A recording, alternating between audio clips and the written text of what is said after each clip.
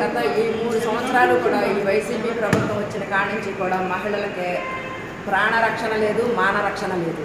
అలాంటి దాని మీద ప్రశ్నించుతున్న వాళ్ళే టీడీపీ నాయకులు కానీ కార్యకర్తలు కానీ ఈ వైసీపీ ప్రభుత్వం చాలా అరాచకంగా అక్రమంగా భయభ్రాంతులకు గురి చేసి మా మీద అక్రమ కేసులు పెడుతున్నారు. నిన్న తుమ్మపూడిలో జరిగిన ఘటన పైన మేము మా లోకేష్ బాబు గారు వెళ్ళి న్యాయం చేయడానికి ఆ బీసీ మహిళ అన్యాయంగా చనిపోయిందని న్యాయం చేద్దామని వెళ్ళి ఆ కుటుంబాన్ని పరామర్శించుదాం, ఆ బిడ్డను ఆదుకుందాం, అసలు ఏం జరిగిందో ఘటనని వెళ్ళినందుకు మా టీడీపీ మహిళల మీద మా నాయకుల మీద రాళ్ళు ఇసిరి ఇసుక పోసి నానా బీభత్సం చేశారు. వాసిరెడ్డి పద్మ, నీకు ఒకటే చెప్తున్నాం, 3 సంవత్సరాల నుంచి నువ్వు ఒక మహిళా కమిషనర్ అని కూడా ఎవరికీ తెలియకోకుండా నువ్వు హైలైట్ నువ్వు ప్రోగ్రామ్ మీడియాలో కనపడాలని విజయవాడలో గవర్నమెంట్ హాస్పిటల్లో జరిగిన విషయం మీద 3 రోజులైనా కూడా నువ్వు నిద్రపోతా లేకపోకుండా చంద్రబాబు నాయుడు గారు వెళ్ళే 10 నిమిషాల్లో నువ్వు అడావుడిగా వచ్చేసి ఒక పేక్స్ ఎక్కువ 10 లక్షల చెక్ వాళ్ళు మహాన్ కొట్టేసేసి నువ్వేదో మీడియాలో నేను ఒక మహిళా కమిషనర్ అని ఎవరు గుర్తించటల్లా చంద్రబాబు నాయుడు గారి ముందుకు వెళ్ళి నేను నిలబడితే నేను హైలైట్ అవుతానని చెప్పి నువ్వు అడావుడిగా వచ్చావు.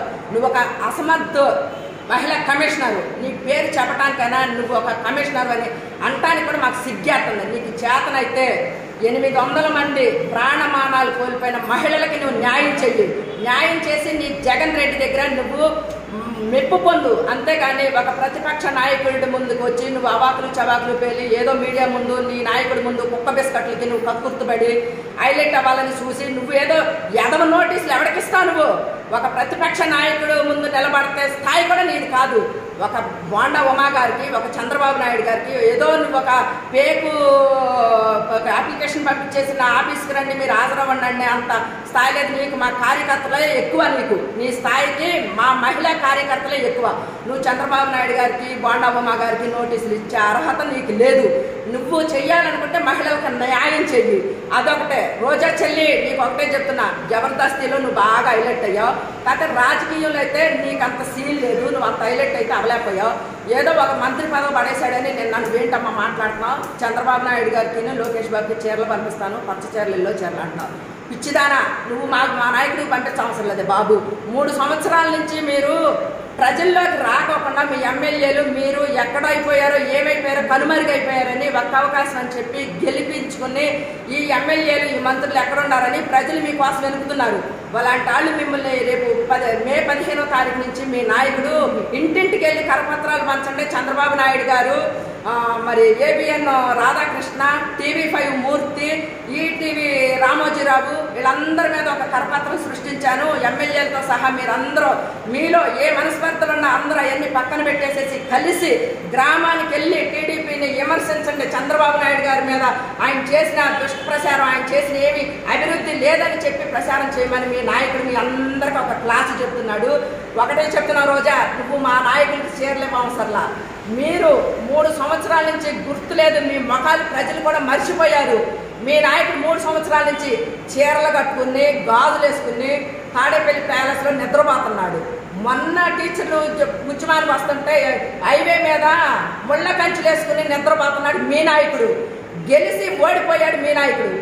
ఓడిపోయి గెలిచిన మా నాయకుడు పులెల్లే ప్రజల్లో ఎక్కడ ఇబ్బందులు ఉన్నా, ఎక్కడ బాధలు ఉన్నా చంద్రబాబు నాయుడు గారు, లోకేష్ బాబు గారు మేమున్నాము మీకని పేదలకి ధైర్యంతో ముందుకొచ్చి ఆర్థికంగా కుటుంబాలను ఆదుకోవటం కానీ ఆర్థిక సహాయం చేయడం కానీ మా నాయకుడు కూడా ఇది. అలాంటి దాన్ని నువ్వు మా నాయకుడికి చేరా, మా లోకేష్ బాబుకి చేరని వివాసల్లా మేమే నీకు ఒక లోడ్ పంపిస్తాం. నీ నాయకుడు రేపు మే 10వ తారీఖు నుంచి మిమ్మల్ని జనాల్లోకి వెళ్ళమంటున్నారు కాబట్టి మిమ్మల్ని మర్చిపోయారు కాబట్టి మీ జెండా సింబల్తో చీరలు మేము పంపిస్తాం. మీరు ఆ చీరలు కట్టుకుని మీ ఎమ్మెల్యేలు, మీ మంత్రులు, మీ నాయకులు ఆ చీరలు కట్టుకుని జనాల్లోకి వస్తే మిమ్మల్ని గుర్తించుతారు. లేదని సామాన్యంగా మా టీడీపీ కార్యకర్తలాగా మామూలు దుస్తుల్లో మీరు వస్తే పేడ కళ్ళాపు బట్టి చెప్పులు రాళ్ళు మీ మీద సత్వం ఖాయమని మేము చెప్తున్నాము రోజా. కాబట్టి నువ్వు నోరు అదుపులో పెట్టుకుని మాట్లాడి చంద్రబాబు నాయుడు గురించి కానీ లోకేష్ బాబు గురించి నాకు కానీ నువ్వు మాట్లాడంటే నీ నాలుగు తెగ్గోసి నీ సీఎంకు బహుమతిగా పంపిస్తాం. నీకు చేతనైతే నీ సీఎంని అభివృద్ధి చేయి. ఏంటి అక్రమాలు? ఆడాళ్ళు ఎంతమంది చచ్చిపోతున్నారు. గత ప్రభుత్వంలో ఎంతమంది మహిళలు అయ్యారా? నువ్వు ఎక్కడ నిద్రపోతున్నావా?